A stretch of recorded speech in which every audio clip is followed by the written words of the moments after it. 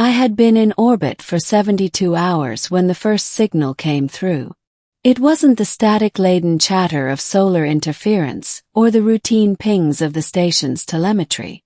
No, this was rhythmic, deliberate, an arrangement of tones too purposeful to be nature. It was a language. The Stellar Survey Corps had drilled us on dozens of linguistic structures. Phonemes, glottal stops, nonlinear syntax. But none of them matched what I was hearing. And yet somehow I understood. It was like waking to find you'd always known how to breathe underwater. The meaning flowed unbidden into my mind. Come to us. See you. Against protocol, I piloted the shuttle down.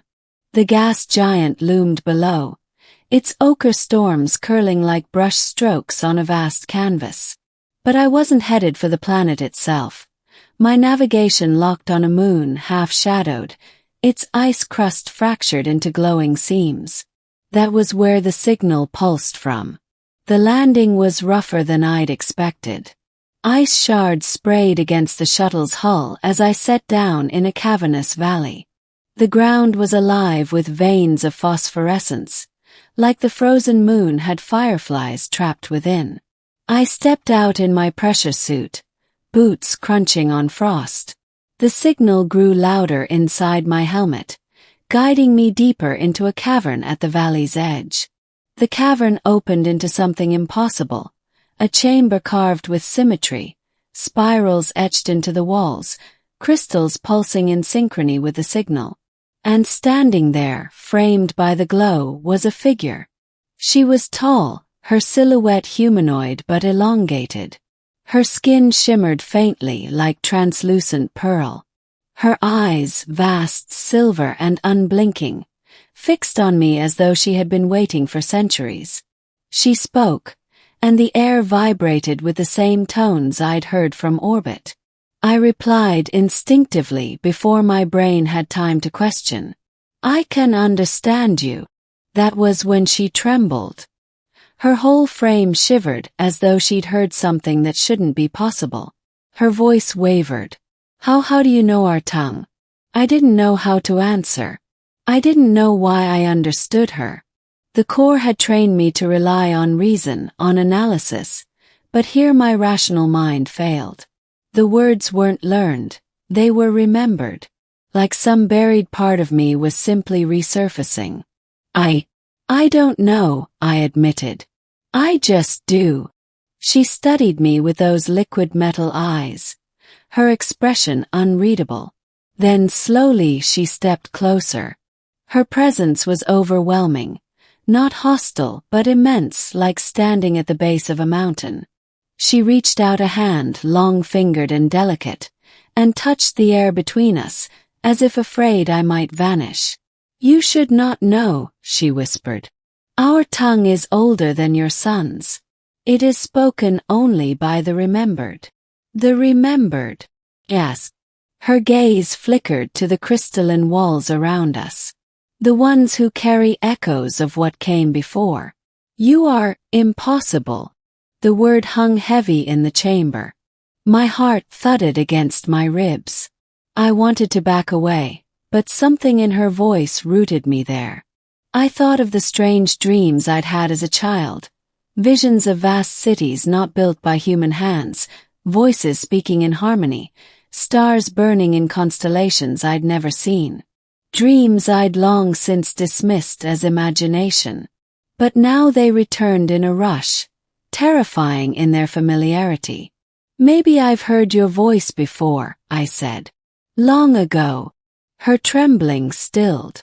A sadness, profound and infinite, seemed to ripple across her features. Then it has begun again, she murmured. The cycle returns. We walked deeper into the cavern. It was less a natural cave than a hall, its geometry precise and purposeful. As we moved, I realized the crystal veins were not just decorative. They formed patterns, constellations, maps. Some I recognized from our own star charts. Others were alien, utterly unknown. The woman, if I could even call her that, ran her hand along the glowing lines, as though reading a history etched in light. "You stand in the cradle of memory," she said. "Long before your people, before even mine, there were the makers. They carved words into the bones of moons, wove thoughts into the breath of stars. They spoke the first tongue, and in speaking they shaped worlds. Every creature who dreams, dreams because of them." "And your people?" I asked. "You inherited their language?" Her head inclined. "We are their last fragments. We hold the words so they are not lost to silence. But we never expected to hear them in a human mouth." Her words echoed in me, unsettlingly familiar. The more she spoke, the more certain I became that I had heard this before, not through study, but through some inheritance older than memory. And the possibility both terrified and exhilarated me. "What do you want from me?" I asked. Her eyes glowed faintly. "Not want, fear. For if you speak as we do, then the makers stir again. And when they stir, worlds fall. The days, or what passed for days beneath the moon's eternal twilight, blurred into one another." She called herself Elira, though she admitted names were a crude translation of what her people used. She taught me their histories, their songs etched in vibration, their stories sung to the rhythm of light. I found I could recite them as if I had always known them. Sometimes she asked me to speak, just to hear the impossible cadence of her tongue echo from a human throat. Each time she trembled, awe and fear mingling in her expression. "You are the harbinger," she told me once. "The mouth of memory." But the more she revealed, the heavier the dread grew in me. The makers, she said, were not benevolent architects.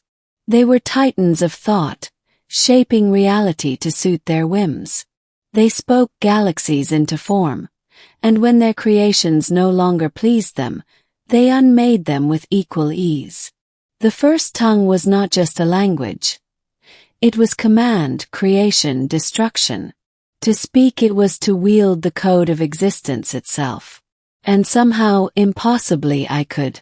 One night, as we stood on an outcropping above the glowing plains, I tested it. A simple phrase formed on my lips, not one I learned from Elira, but one that surfaced from that buried place inside me. As I spoke, the air thickened, and the phosphorescent veins on the ground below pulsed brighter, rearranging themselves into new patterns. Constellations bent, reformed. Elira's cry split the silence. She dropped to her knees, silver eyes wide with terror. "Stop. Do you not understand? Even a whisper reshapes what is. You are not meant to wield it."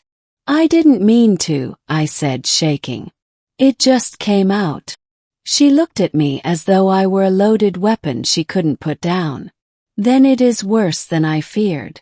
The tongue remembers itself through you. And if it speaks fully, the makers will awaken." It wasn't long before others came.